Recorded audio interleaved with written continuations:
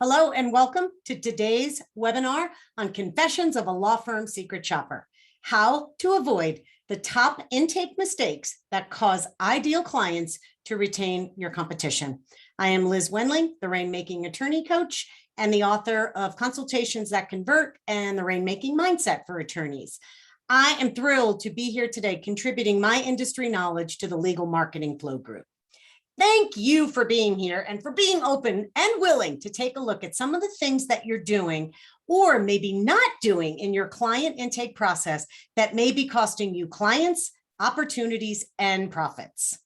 Today, I'm going to share with you a few of the many new ways. We're going to hone in on 3 today, the new ways to execute an approach that attracts more of the right kind of new clients to your practice.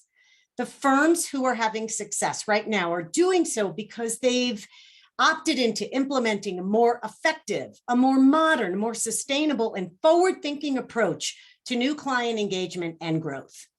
You can generate more clients if you're willing to utilize the methods that work in today's new legal environment and avoid the ones that don't. Now, I am not suggesting that you have to dump and destroy and throw away all of your processes, your systems, your methods and skills and start all over. I'm suggesting that there may be a few areas in your intake or consultation process that could use a little tweak, maybe a little update, and in small cases, maybe a complete overhaul so that your firm doesn't get stuck in the past. It's a firm ready for the future. It's critical to understand what it takes these days to build high trust and credibility in a small amount of time when it comes to talking to today's legal consumers. So here's where we're going. We are going to be talking about the costly communication errors that can trigger doubt and cause ideal clients to hang up without making an appointment, or they make an appointment and either they cancel or don't show up, and they're doing so because they're feeling underwhelmed. Then we're going to talk about that specific outdated language that suppresses your firm's ability to stand out, be different, and differentiate as a whole. And out of the hundreds of secret shops I have done over the years, I could safely say 89% of the law firms that I work with are still making these common mistakes. And after today, you can be a firm that doesn't. And then we'll end with what it takes to make that immediate and lasting impression on today's internet-empowered legal consumer.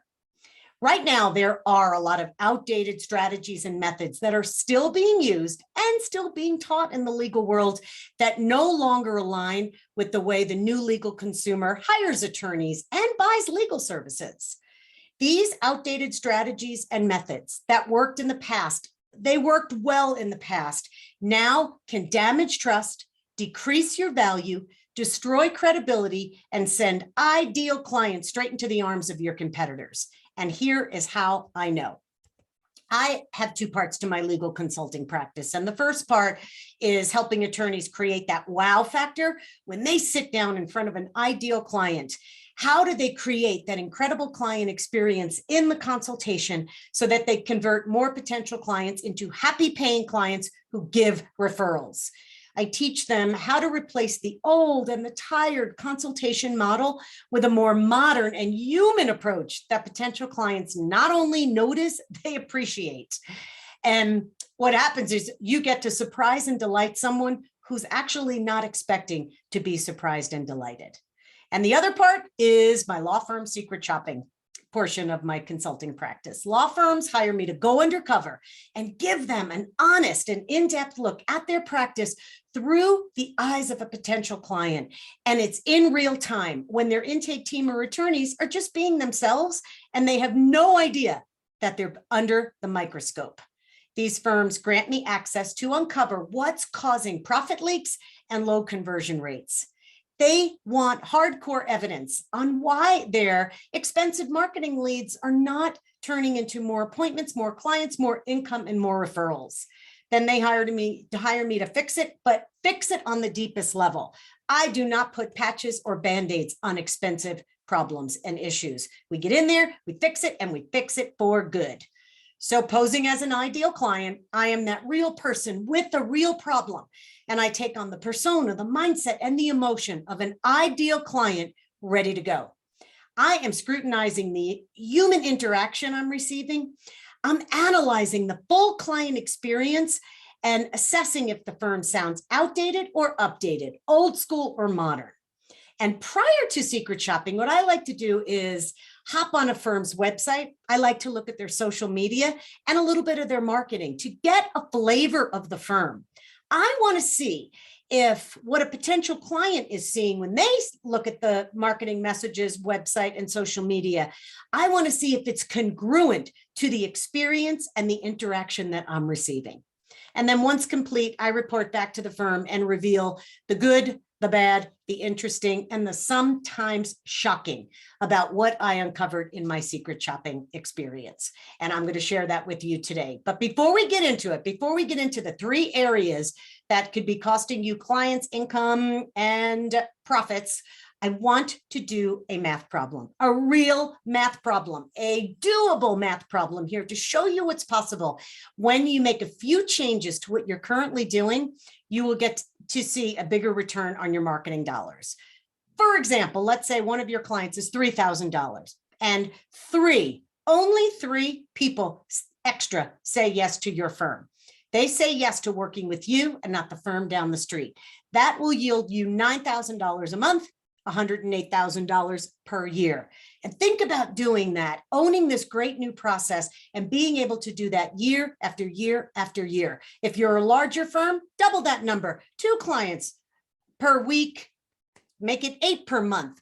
Do the math in your practice and see what is possible, because these numbers are real. I see this happening over and over and over again. And I don't know one firm that doesn't want to take their marketing dollars and see an ROI over and over and over again. And it is possible.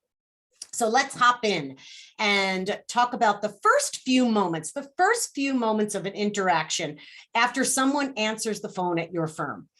When that happens, that part of the call is the most human part of the call.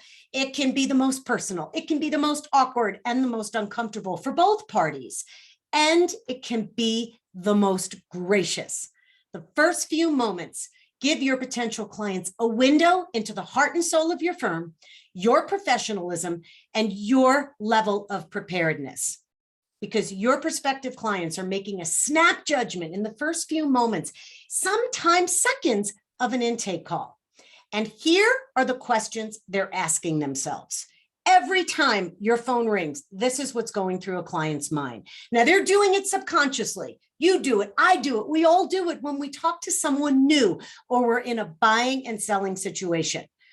Do I like the way you interact with me? Do you listen to me?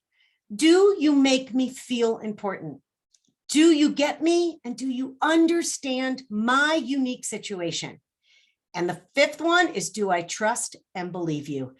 They're all important, but do I trust and believe you is critical these days. Everything you do and everything you say will be filtered through these 5 questions. Keep in mind, this isn't based on logic. This isn't all up in their head. It is all based on how they feel about what you're saying and how you're connecting and communicating with them. It's all about how they feel. People buy emotionally and justify logically. If you make them feel good, chances are you're going to the bank. You are getting hired. And I call it the path to yes. And it is making that strong connection right out of the gate. That is the most critical. Connection is a fundamental human need. We all need it. And I break it down this way. The path to yes is this. Connection, once you make that connection starts to create comfort in a potential client. And that comfort starts to build trust in you. And that trust increases your value. And once that value is there, that value enables people to feel confident to say yes to your firm, yes to making an appointment, yes to the process all the way through. Get this part down and watch what happens to your bottom line. Watch how people start getting back to you. They return your voicemails and emails. They get their paperwork to you. They sign agreements. They show up for their appointments and so much more. You do this path to yes well, and they will follow your process. I talk to too many firms who say, I don't understand. We get so far into our process and then people ghost us or people never get back to us. And there's usually one of these has gone off the rails. And here is why this is so important is people will value and pay more for the way you connect with them and make them feel. They will actually pay a little bit more for your services than somebody down the street because of the way you make them feel and the way you connect with them. Maya Angelou's beautiful quote says, people won't remember what you say. They won't remember what you do, but they will always remember how you made them feel. Remember that. Feelings first, then they make a decision. So now let's get into secret shopping. Let's set the stage, the secret shopping stage, and talk about the first mistake that I hear on intake calls nationwide is firms are using an outdated script. And so I'll call a law firm, and after someone says, thank you for calling ABC Law Firm, how may I help you? I say some variation of this. I would like to see if I can schedule a consultation to talk to someone about an estate plan or a car accident or a divorce or bankruptcy. And here is what I guess almost every single time. Person on the other end says, sure, I can help you with that. Can I get your first and last name and a phone number in case we get disconnected? Maybe even an email address. Sometimes they ask for a physical address. And then they always ask, how did you hear about us? That's pretty typical language, pretty similar line of questioning, but unfortunately, it's the same line of questioning that's been around for 40 years. And all this does is make you blend in, not stand out. A few months ago, my garage door broke and I called 3 garage door companies and I wanted to see how each of them treated me so I could make a decision based on me asking those 5 questions that every client is asking. And I wanted to see who was going to be the winner to come out and fix my garage. And these garage door companies were using the same exact script. And they were asking me the same exact questions. Sure, can I get your name and your phone number in case we get disconnected? In this case, they needed my physical address and they always asked, how'd you hear about us? So that prompted me to do a little more snooping. And I discovered that law firms are using the same script as plumbing companies, lawn care companies, heating and air conditioning companies, roofing companies, window companies. Why would you want to sound like them and sound like every other firm? When you do that, you immediately become a commodity. When you use the same script across the board, you sound like everyone else. You just blend in. There's no opportunity to stand out if you're using a script that is 40 years old. Your opening, your first few moments need to make the caller take notice that you sound different. Those first few moments are your opportunity and your greatest differentiator. And staying on the outdated script, the next part of that outdated script that I always say, nothing screams old school like saying, can I get your number in case we get disconnected? Saying any variation of that in case we get disconnected causes a disconnect. Here's why. How often does anybody get disconnected anymore? And if you do, they call back. You can call back. You have caller ID. We have redial. And I always ask my clients, why do you have to qualify that question and give someone a reason why you need their phone number? You don't say, can I get your name in case I want to use it? No, you want to confidently and with authority say, may I have your name and number? May I have your first and last name and your phone number? At this point, keep this in mind, at this point, this is all the information you need. What you want to happen next, you've got their name and their phone number. That's it. Asking any more questions here starts to turn them off because you start sounding like everyone else. You want to find out more about them and their situation and why they picked up the phone to call you. I always say you can gather all that information in another part of the call. You can find out why they called your firm, what made you get on the phone with them, what made them call you. And asking, how did you hear about us in the very beginning of the call is a turnoff. And we all know what that means. Every one of us on this planet knows that how did you hear about us is code for what part of our marketing is working? What part of our marketing got you to call us? So what it does is it sends a message that you care more about your lead source than the caller. Again, you can gather all that information in a different place, in a different part of the call, in a more natural place, and doesn't sound like you're asking questions off of a checklist. If your firm sounds like my garage door company, it may be time for a little update.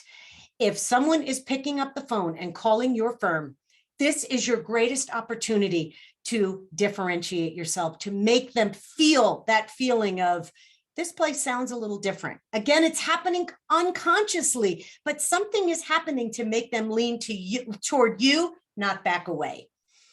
So that's the first mistake. Now let's move on to the next mistake. And that's another 40-year-old outdated tactic that can come across a little salesy, and it can decrease trust and increase skepticism.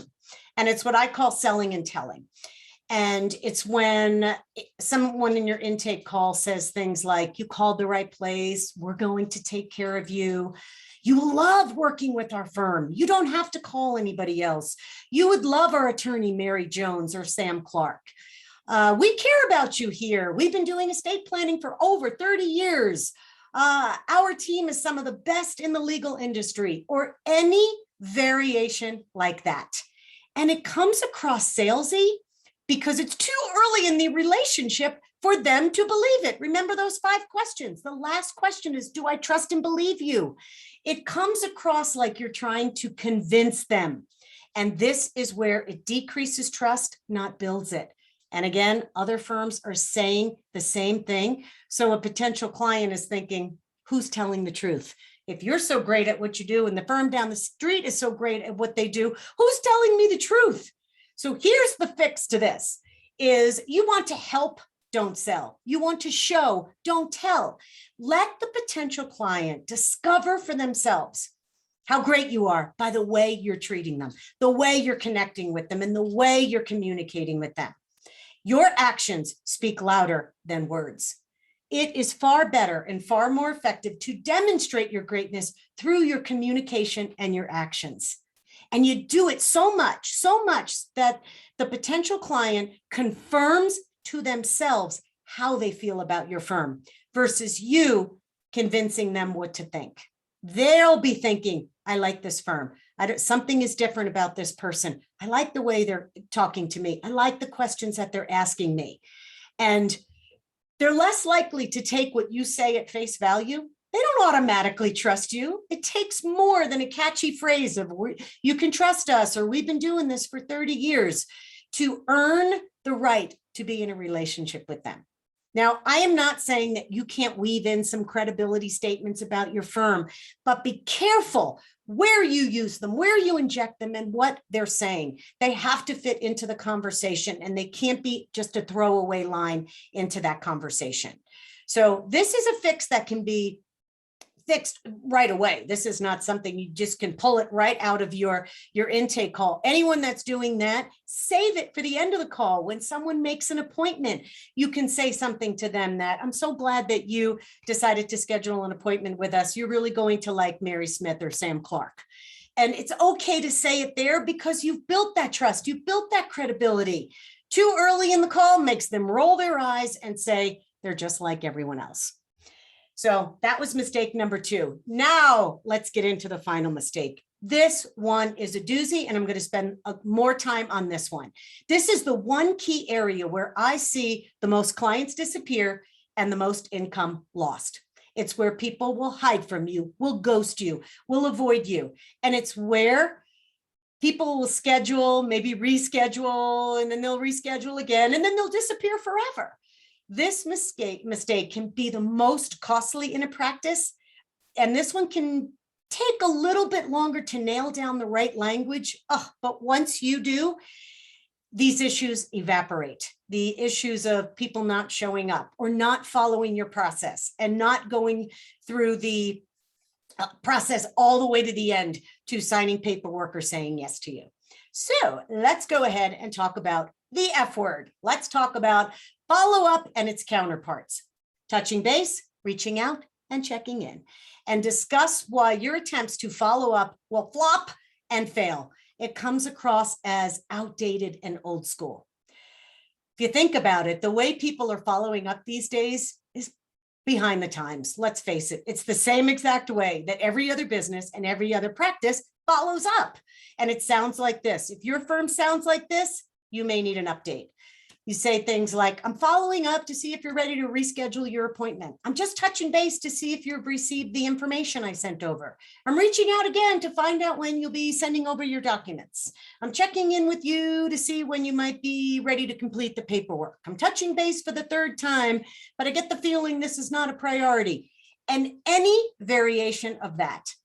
Now, the thing about follow-up, touching base, and reaching out emails is that they may make you feel like you're moving a prospect forward, but you're not. They may make you feel like you're keeping the momentum going, but you're not. They make you feel like you're staying on top of someone's mind, but you're not. Now, I know you're well-intended and I know you're doing your job.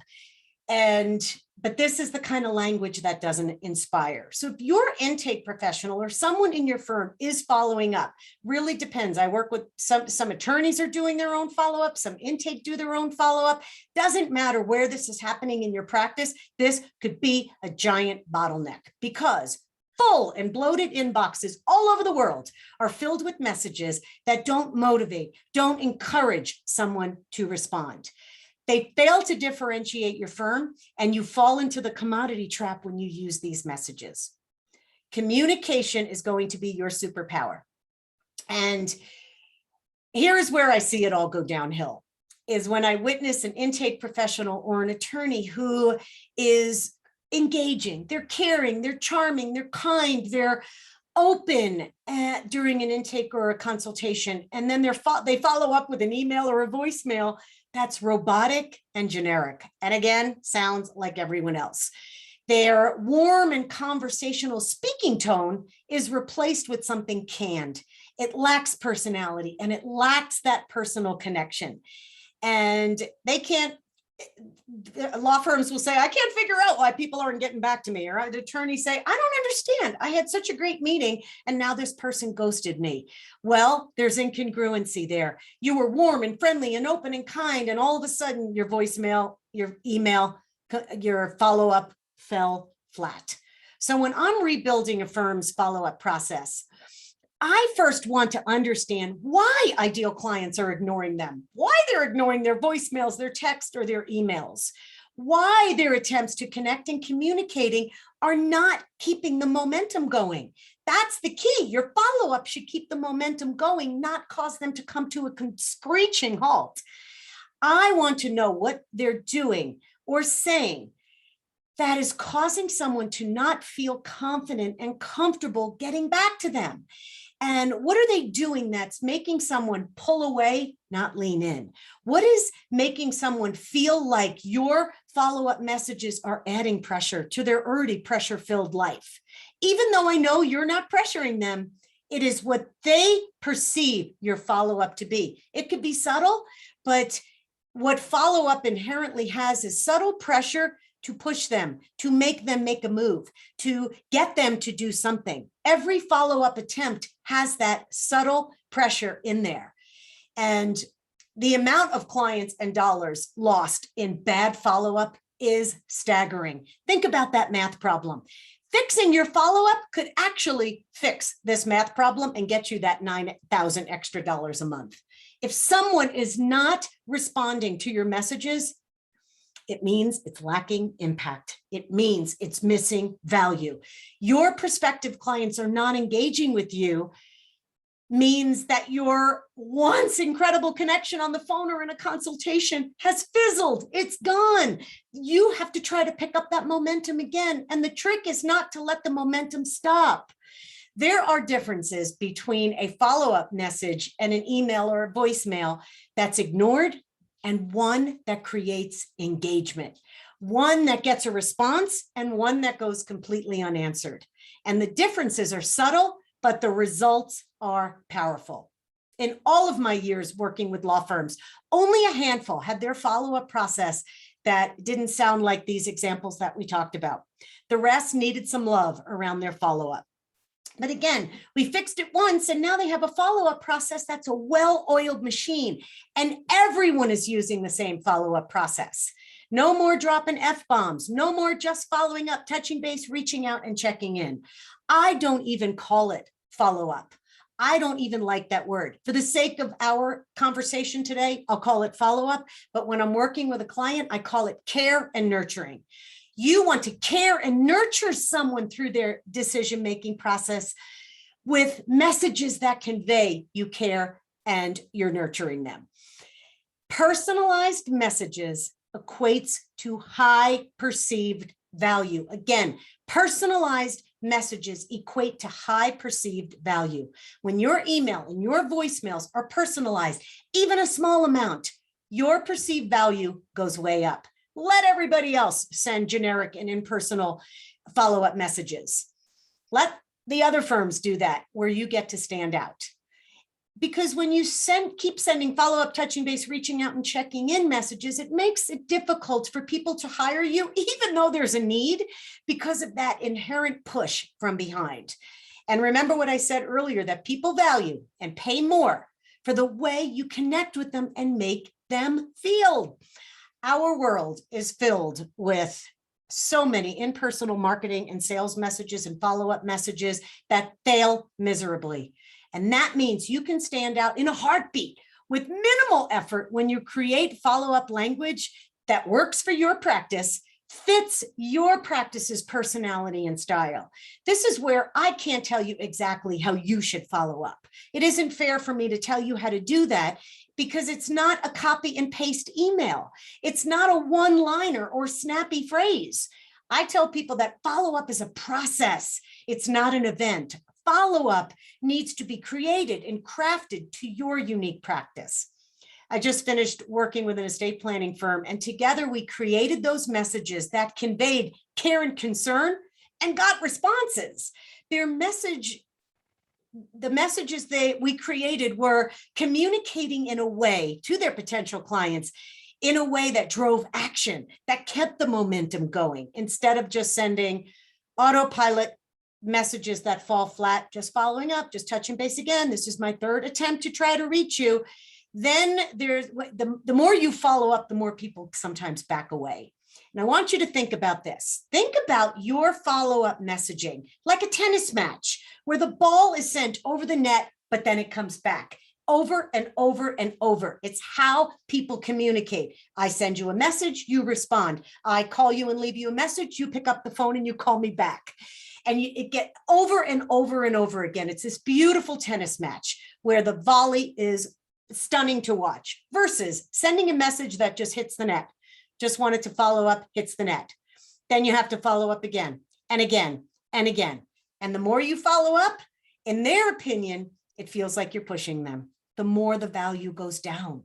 So you've done this beautiful job on the intake call or in a consultation and got someone part way through their decision-making process, and you've built value, and it can be destroyed in the way that you follow up. It can completely be destroyed. So here's a few fixes for that. Starting today, you can start differentiating yourself. Remove the words, just following up, touching base, reaching out and checking in from your emails, your voicemails, texts, and get it out of your subject line as well. I see this all the time. It's in the subject line and then it's the first sentence in an email. And if someone's reading a message, let's say on their phone, they're just going to skip right over that. I want you to be thinking about taking your messaging off of autopilot and engage in a different and noticeable way. Soon as you take out, I'm following up or touching base, reaching out or checking in, this forces you to make sure you articulate what's in the receiver's interest to reply back. This makes it easy for them to reply and keeps the conversation going and the process moving forward. Otherwise, you're just going to have a ton of very expensive marketing leads that don't convert to clients, that get stuck in the process, that clog your process. And it doesn't have to be that way. Follow-up fails and flops are happening all over the world, and money is falling through the cracks of a practice. The follow-up piece, again, is not a process. Don't be thinking that, oh, I need to follow up with that person again. I want you to be thinking about follow-up isn't that event, it is a process, excuse me. It's not a one-time event or a three-time event, and then you stop talking to someone. I like to teach my clients to talk about follow-up before you even follow up. So for example, before you hang up with someone, they made an appointment and maybe they didn't keep the appointment and you have to reconnect with them. But you can say at the end of that call, if something, for some reason, something happens and your schedule changes, please let us know. Let's keep the lines of communication open. And if I don't hear from you, we'll see you on Tuesday.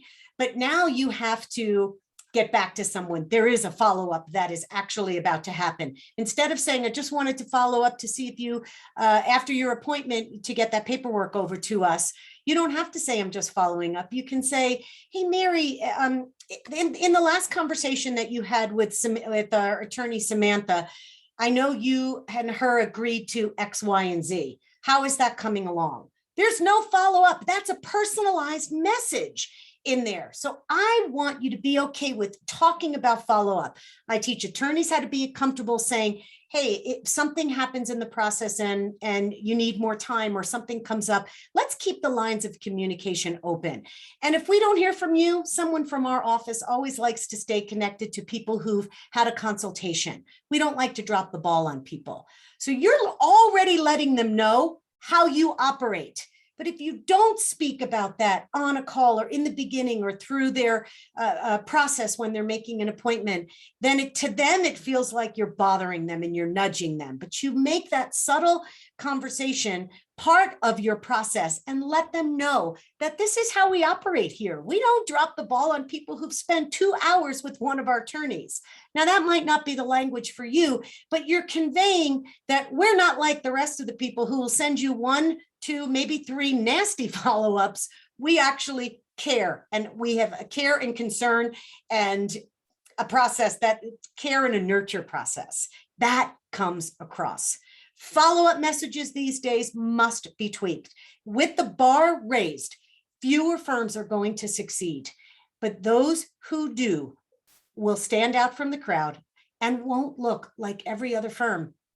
You get to look like a firm who's operating in a new way, not stuck in the old. Do you want to be a modern law firm, or do you want to lose clients and business to one? That is why more and more law firms are tossing out the old generic and expected language and trading it in for a new and improved modern method. It's out there for the taking. It's time to get rid of some of that stuff that actually hurts your practice, doesn't help your practice. They are integrating these new ideas and different innovative solutions and powerful ways to communicate with today's new legal consumer who's radically different than the consumer of 5 years ago. They're choosing to step up and get the training they need to stay current and have that ongoing support plan in place to ensure their success.